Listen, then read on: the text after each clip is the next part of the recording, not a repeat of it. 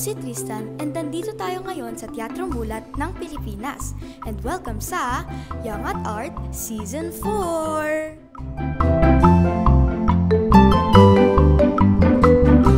Teatro Mulat was founded by Professor Amelia La Peña Bonifacio in 1977. Ang ibig sabihin ng mulat ay to awaken children to the beauty and riches, not only to their own culture, but of still unfamiliar Asian cultures. At ito ang official theater company and puppetry group ng the University of the Philippines.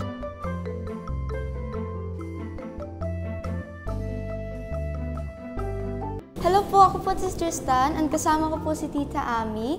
So magtatanong po lang po ako ng konting questions po tungkol po about this event. Bakit po puppets yung nagawa niyo po for this event? Nung naisip kasing ibuuin ni Lola Amel yung Teatrong Mulat, hindi pa kilala yung sining ng puppetry sa Pilipinas. Unang nakilala ay yung Sesame Street ni Jim Henson sa television. Tapos nung nakita niya yon, naisip niya bakit walang puppet show na Filipino yung mga itsura ng puppets. So 1977 niya binuo yung grupo at doon siya nagsimula na puppets na ang gamitin sa palabas. Sino po ang favorite niyo pong puppet sa event niyo po?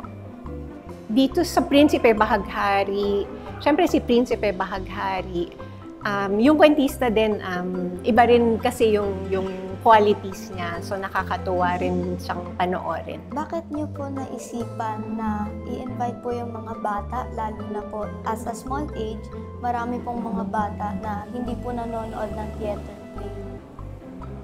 Yun, siguro yung isang dahilan kasi nga konti yung exposure sa theater, lalo na siguro sa puppetry kasi kakaunti lang naman yung mga grupo sa Pilipinas na nagpapalabas ng puppetry. So maganda na maanyayahan silang mapanood sa ganitong mga palabas.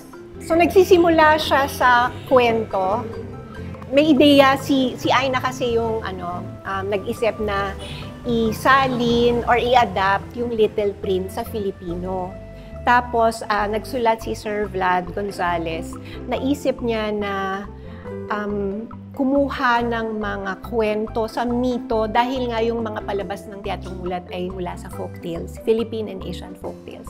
So, naisip niyang magpasok ng mga mito at imbis na yung rose sa Little Prince, dito ay gumamela yung ginamit niya. So, hindi lang siya pagsasalin mula sa wikang Ingles pa Filipino, pero is sinasa konteksto o nilalagay sa kontekstong Pilipino yung kwento. Kaya medyo nag-iiba. Meron kasing nagre-react na bakit may bahaghari, wala namang rainbow sa Little Prince. So ito ay interpretation na nung director at mga nunulat. Ngayon, samahan nyo akong manood ng Prinsipe Bahaghari.